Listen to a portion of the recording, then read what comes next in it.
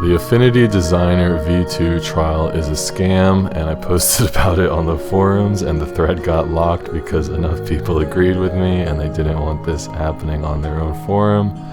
So I've been using Affinity Designer for years as a graphic design software, and it's pretty reasonable. It works well enough, and they came out with a free trial for the version 2, so I've been using this free trial.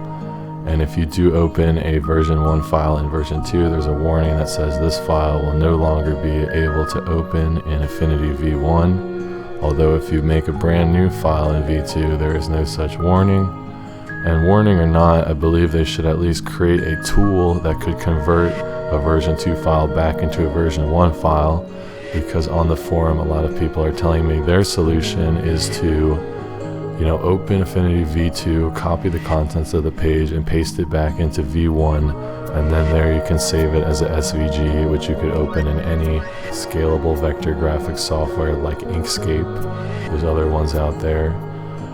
And that's what I've been using lately. It's doing the trick. Thankfully, it has improved a lot since I first tried it, and the user interface is much more friendly to me. I'm done using Affinity products in general. I have no need to support a company that has a shady business practice, in my opinion.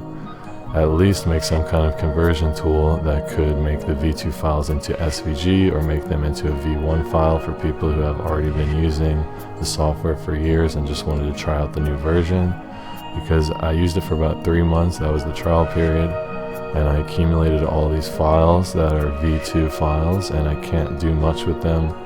I believe I could start some kind of new free trial and do this and that, but I don't need to deal with any of that. I'm over it. Thankfully, pretty much most of my files had been exported to SVG already, so I can just continue editing that SVG in Inkscape, which natively saves all of its files as a SVG, thankfully. And Affinity Designer, Affinity Photo, I can just use Inkscape and GIMP. Those are 2 great open source alternatives to these softwares. So I'm done using Affinity products. I will continue to look for open source alternatives to all of my creative workflow, and thankfully it's been working so far. This has been a bit of a rant off the cuff, so thanks for listening and hearing me out. Catch y'all later.